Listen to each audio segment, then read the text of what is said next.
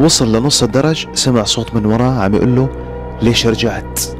الشرطة الجزائرية فتشت في كل مكان، ولكن الرجل اختفى تماما. لم يعثروا على أي شيء بخص هذا الرجل.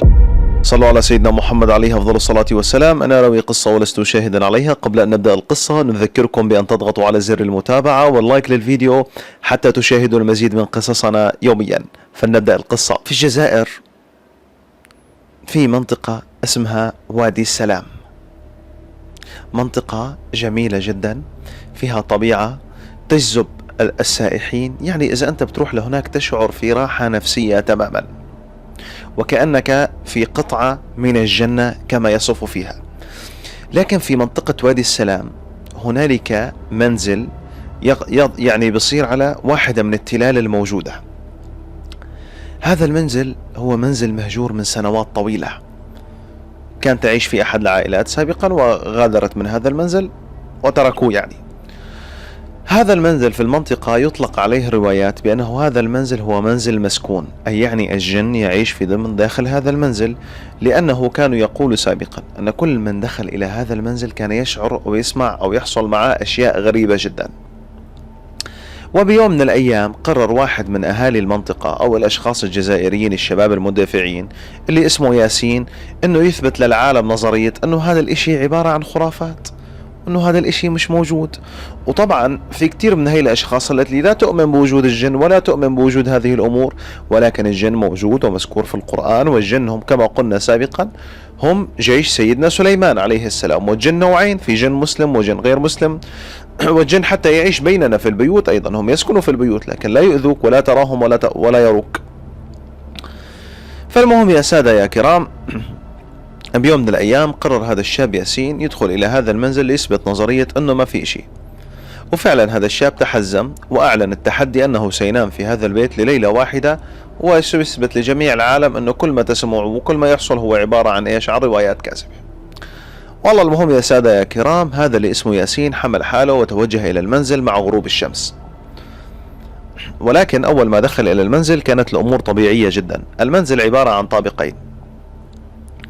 دخل إلى المنزل وبدأ يترقب، وإذ فجأة بدأ يسمع بصوت شخص يمشي ويجر خلفه كرسي، يعني مثل حدا ماشي وماسك كرسي وعم بجر فيه. فحاول ياسين يضحك على نفسه ويقول: يا أخي والله إنه القصة ما أنا ظابطة، يعني يمكن أنا عم تهيألي ويمكن هاي نفسيتي عم تسمعني هذا الحكي.